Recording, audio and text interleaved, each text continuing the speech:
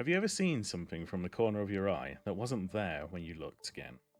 How about hearing from a friend of a friend that while they were hiking somewhere, they thought they saw something improbable? But when they spoke to, say, a park ranger, there was always a simple explanation that left you unsatisfied. My name is Jack, and this is my colleague Chris, and we are senior wardens for the Creature Conservation Initiative. We protect the world from the creatures of superstition and myth, but more importantly, protect those same creatures from the world.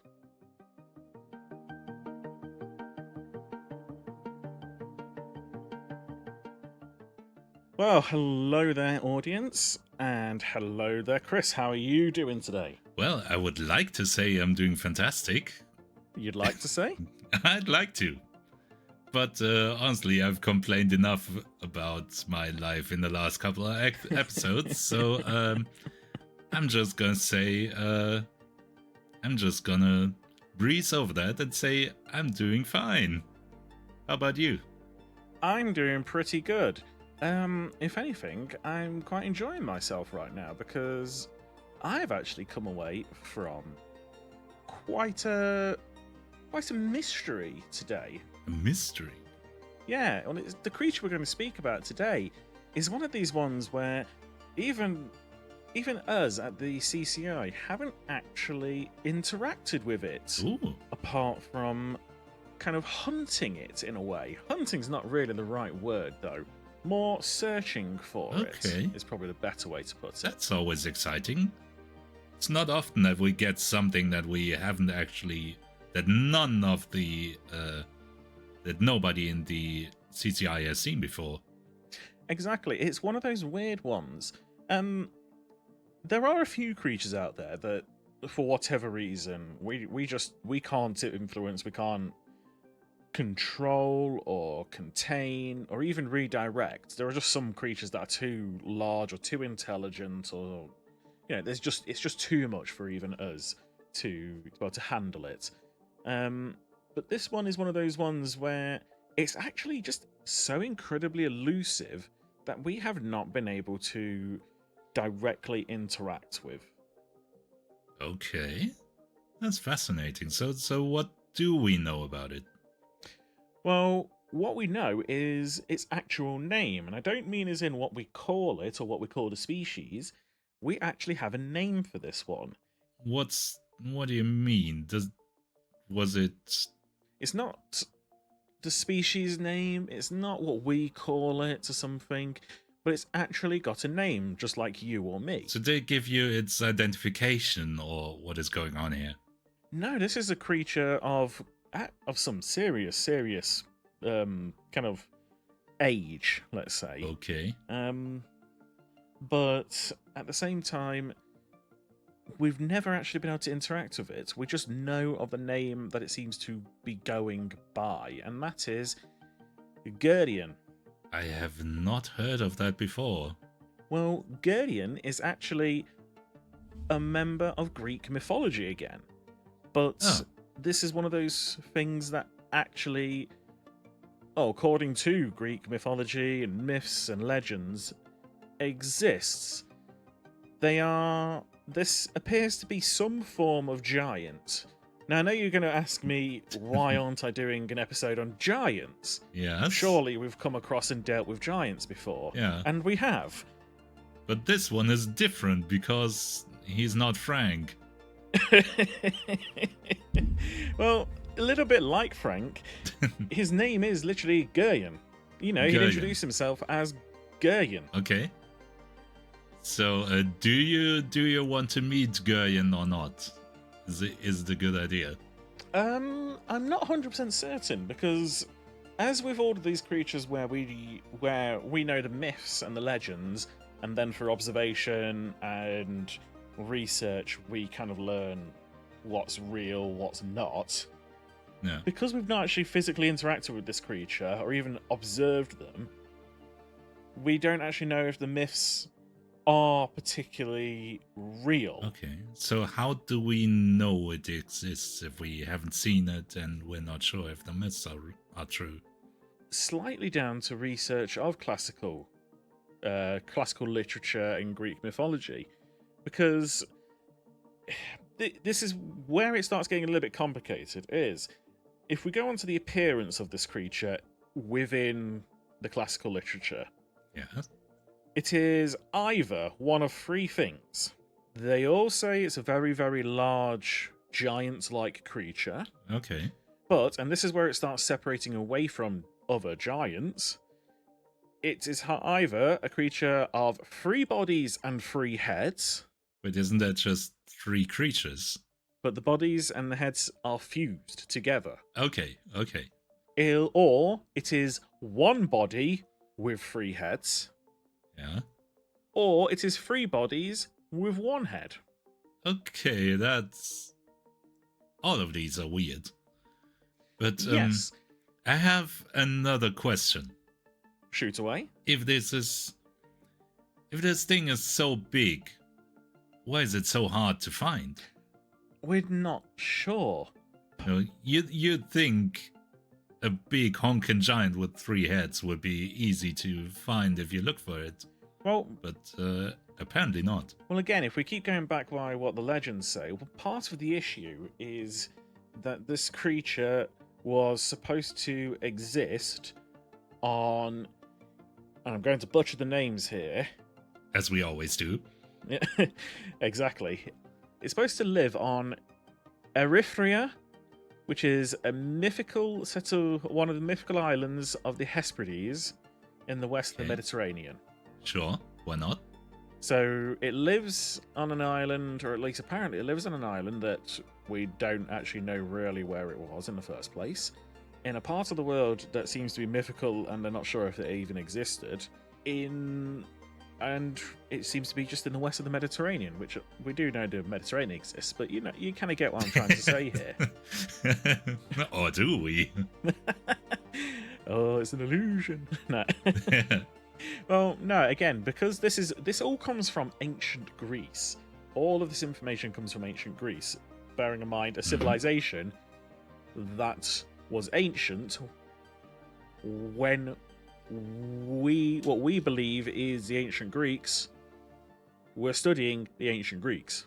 Okay. So super ancient. Yeah, this is part of the problem that we have here. But if we jump back to its appearance again, it's also been described as having potentially 6 hands and 6 feet. Checks out if it has 3 bodies. Or it was the 3 bodies that existed on 2 legs. Oh, that's a lot weirder. Some of the literature says that Geryon has wings. Okay, that's gonna have to be strong wings to carry a giant. Yeah, exactly. I'm not sure the physics check out on that one. Well, there are reasons for this. Mostly because it comes down to Geryon's lineage. Okay. So what's its lineage? Is it related to Zeus, as everything is apparently in Greek mythology? Kind of. It appears to be some kind of offspring of various parts of the gods. So it is... Apparently, Geryon is the son of Chrysaor, okay, the brother of Pegasus and son of Poseidon and Medusa, who was produced when Perseus decapitated the Gorgon. Yeah, sure. And Callirrhoe, daughter of the Titans Oceanus and Tethys. Ooh. Apparently, it's brother to a Pegasus, got a bit of Poseidon and Medusa in it. That's a pretty impressive family. Yeah, and some of the Titans as well. Not bad. Again, this is where we go, we have absolutely no idea how the hell this creature came around. But this obviously explains how it's so old, because it appears to be immortal. Yeah, that explains a lot. So it's basically been here always, more or less, at least in our terms. Seems to be. The only consensus that we seem to have when it comes to Geryon is that they appear as a warrior. They are a soldier, a fighter, a warrior of some sort. Okay, so it's ancient, super ancient, double ancient, It is basically impossible to find, apparently. So what happened that we started looking for it now? Well, again, we're probably going to have to jump onto something like Reddit when we come at this. As we've said before, we use lots and lots of different ways in which to find information and pick up tips and whatnot. Sometimes it's, through strange police reports. Sometimes it's someone's put something like up on a forum. Sometimes a load of people suddenly discussing basically something on Reddit, and it seems a little bit plausible, and one of the poor researchers in the offices have to go and verify, is there actually something existing or not? That's not a job I want to have. Oh, that's one of the reasons why I never went for any admin jobs. Yeah. But also at the same time, we just happened to have a researcher in who was, who was very much into Greek literature and the classics and everything. Yeah. And they just happened to be essentially quite the experts on the hero Heracles. I don't quite see the connection yet, but go on. Well, it seems that Geryon was, or Grayan, or I'm never 100% certain exactly how you say the name. If and when I meet them, I'll ask them, or I might try, we'll see. But, the very simple case is he pops up in Greek mythology in the 10 Labours of Heracles. I was not aware of that. He was part of the 10th Labour. Okay. So Heracles had been sent to basically take something from Geryon. Oh. Now, there's an interesting thing about Geryon, that he has very, very beautiful red herd of cattle that he has tended by the herder Eurytion and protected by his two-headed hound named Orpheus, who is the brother of Cerberus. Okay, that's wild. Exactly, that's what I was thinking. So how do you end up with red cattle in the first place? That sounds like an episode in and of itself. I'm not too sure myself, and again, it's one of those questions that we're going to ask Geryon if we're able to ask him questions if we finally find them. Also, the dog, what's it called? Orpheus? Yes, Orpheus. Orthrus. Orpheus. I have to look into that. Do we know if that one is real?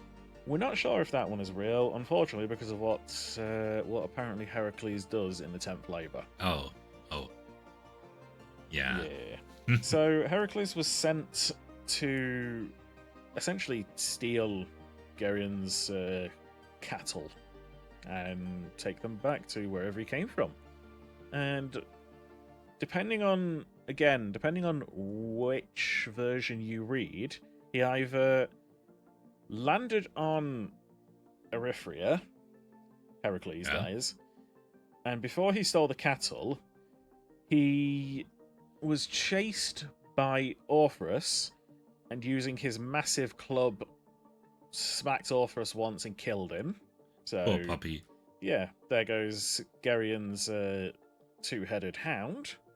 And then when the herder, Eurytion, whatever his name is, came to obviously confront Heracles, he also killed him. Oh. Well, that's probably not true if we're trying to find him today. No, he hasn't killed Geryon yet. He's only killed Eurytion and Orpheus. He's only killed the hound and the herder. I misunderstood you then. And this is the point where, again, it diverges depending on which source you read. One says that after killing those two, he is confronted by Geryon, Heracles that is. He's confronted by Geryon, who is obviously armed and armoured, and is chasing him down.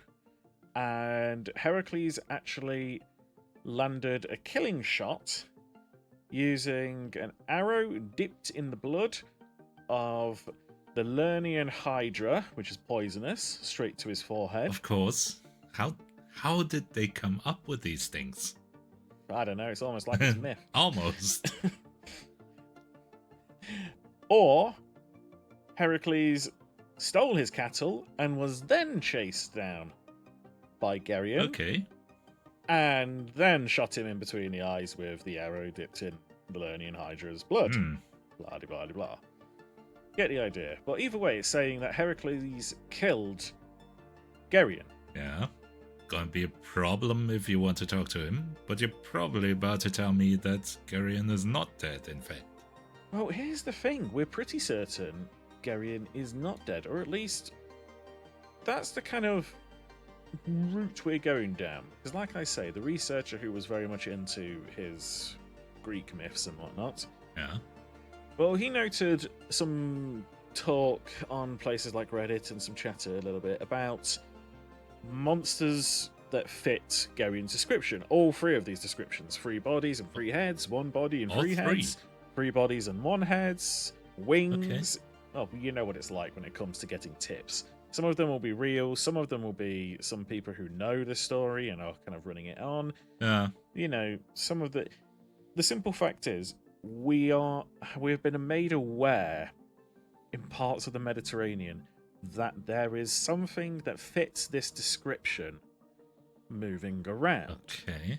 Now, if we work on the idea that Geryon is immortal, and that most of what we hear about Heracles and everything is obviously Greek mythology, then it stands to reason, because we haven't heard that there is a second one of these creatures out, that it might be Geryon. Or it could be offspring. Either way, we are obviously out there with the investigations teams to find out what's going on. Because no matter what, sightings start leading to various undesirable outcomes, shall we say. At best, it might be a case of some people start to spread rumours. At worst, members of the public start getting hurt, or worse, or people start hunting. Yeah, they like to do that. As we know, Geryon appears to be a warrior, but I'm not sure how he does against a cruise missile nowadays. Well, only one way to find out. Well, let's be perfectly honest, as members of the CCI, we'd rather not find out. Sure. Now, based on the fact that he's a herder and whatnot, and he appears to be the offspring of some gods and mythical creatures, we're working the idea that he is intelligent, or whatever this is intelligent. So we would rather be able to at least have a conversation. I mean, if he has a name, yeah. Okay, question. If we have sightings of all 3 versions of him, apparently, are some of these just plain out wrong, or can he change between these forms, or are there several of them, maybe? Offspring, perhaps? Well, again, nothing in the myths tells us that he can change between the forms, but that would be quite a good explanation for why, even in the classical Greek mythology and literature, all 3 of these appear to be depicted in some way. But my inkling is that we've got some people who are misremembering things or just making things up. Again, this is the majority of the evidence for this is coming from internet forums. As we all know, the most reliable form of information. Exactly. This is the problem that we have. If it wasn't for this one researcher, we probably would have just ignored this. But we have just come across a few little things here, a few eyewitness statements, a few images, usually always blurry ones, but that we've verified appear to be untarnished or unaltered in some way. Basically, we're just not sure what's going on. And, well, again, as at the CCI, we prefer to overreact than underreact. Of course. It's usually always the better option. Which has basically led to me being out in different parts of the Mediterranean. I think at some point recently I've said I've just come back off a plane, and basically that was where I was. I was working with the I was working with the investigations teams out there. So what have you found? Well, if I'm perfectly honest, I've found more questions. to every time we're looking for an answer. Well, great. So nothing, and that's the episode. Thanks for listening, everyone. No. Not quite. We found little bits of land masses using things like Google and whatnot, Google Maps and things, as well as just various resources that we can commandeer from different nations and setups. And we find random little land masses in areas that we're not too sure about, and we geologists and whatnot go out and start looking at it, and we look at their information, their research. They're not aware we do, but we do. And we ask, various questions, and we start looking into trying to find and identify the locations of all of these sightings. The majority of them are just a load of rubbish. Like, it is literally someone just jumping on the bandwagon or making something up and not noting it down as fan fiction or something. Sure. Which is quite frustrating. Yeah, but we encounter that a lot. It's part of the job. Yeah. Unfortunately, yeah. If we're dealing with myths and legends, people have overactive imaginations. Yeah. And we don't exactly release everything to the public in terms of what is actually out there. So we have to work through what people personally think are just stories that they're making up in their heads sometimes. Yeah. Well, there's just a few times when I've been out on boats in the Mediterranean, having such a hard time, such a difficult job. It sounds horrible. Just shipping around the Mediterranean for days or weeks on end. Well, the Terrible. funny thing is, it is actually very much horrible for me because I hate the heat. Well, next time, just give me a call and we can gladly switch jobs. Well, I think it's why they're sending me out there. They know I'm actually going to do my job because I'd rather not be out there any longer than I have to be. Well, but management is too smart for us. They know us well. Yeah. I think it was after that Santa debacle. But I don't know what you mean. That one went great. for someone. But when I've been out on the boat and things, occasionally, just at distances, when you're using binoculars or long-range, imaging, telephoto lenses on cameras and things, you just catch glimpses of weird shapes on land masses, and you start heading over there going, is this what we're looking for? Is this what's going on? Are we going to finally meet them?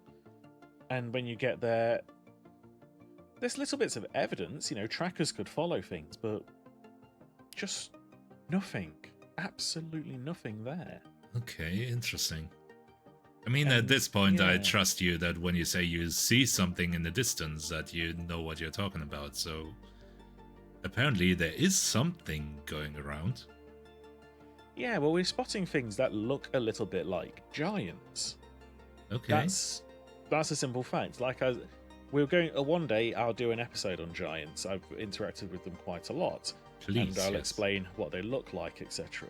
But just for the purposes of this, understand, we're seeing things that look like giants, and basically all the literature is telling us Geryon is a giant of some form or description.